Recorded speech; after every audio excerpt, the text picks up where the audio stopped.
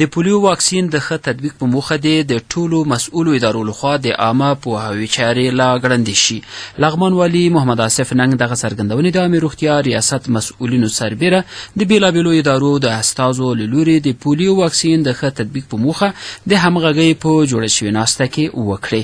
په یاده ناسته کې مرستیال والي الحاج شهزاده مظلومیار او د بیلابیلو ادارو مسؤلینو برخه اخیستې وه چې هر یو د خپلو کړنو گزارش د ولایت له رهبرۍ سره شریک کړ. لومړی د عامه روغتیا ریاست مرستیال د تیر کمپاین په اړه معلومات د ولایت له رهبرۍ او د ناستې له ګډونوالو سره شریک کړل. نوموړي زیاته کړه په تیر کمپاین کې چې د روان کال د دلوي د میاشتې له 8 څخه تر 12 نیټې سره برابر و پکې د 2,52,000 د 15 کلونو څخه کم عمره ماشومان د پولیو په ضد واکسین شوي.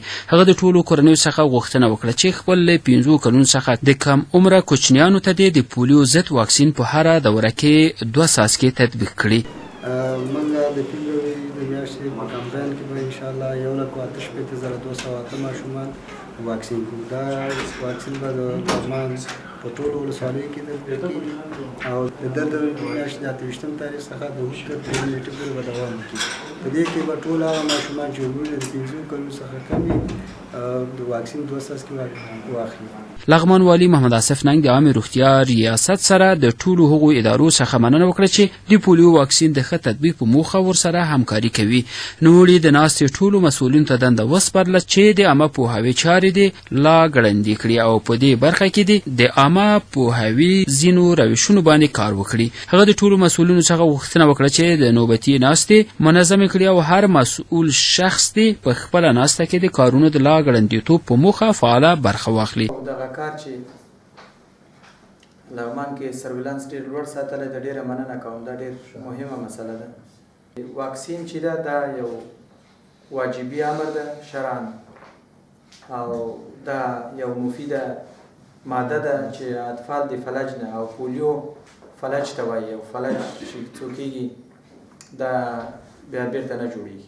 ښاغلي ننګ د عامه روغتیا مسؤلینو ته دنده وسپارله چې د پولیو د لا ښه کمپاین په موخه د حج اوقافو او پوهنې ریاستونو سره ناستې زیات شي. په یاده ناسته کې د بیلابیلو ادارو مسؤلینو له لوري په یوه خوله د ولایت مقام رهبرۍ ته ډاډ ورکړل شو چې د پولیو ضد واکسین د ښه تطبیق په موخه به خپل کمپاینونه ډیر او دا لړۍ به روانه وساتي. همدارنګه د لغمان والي له لوري په دې ولایت کې د پولیو واکسین د کمپاین پیل هم وشو. د عامه روغتیا ریاست د معلوماتو له مخې په دغه 3 ورځني کمپاین کې به 2,52,000 د 15 کلونو څخه کم عمره کوچنیان د پولیو پر ضد واکسین شي.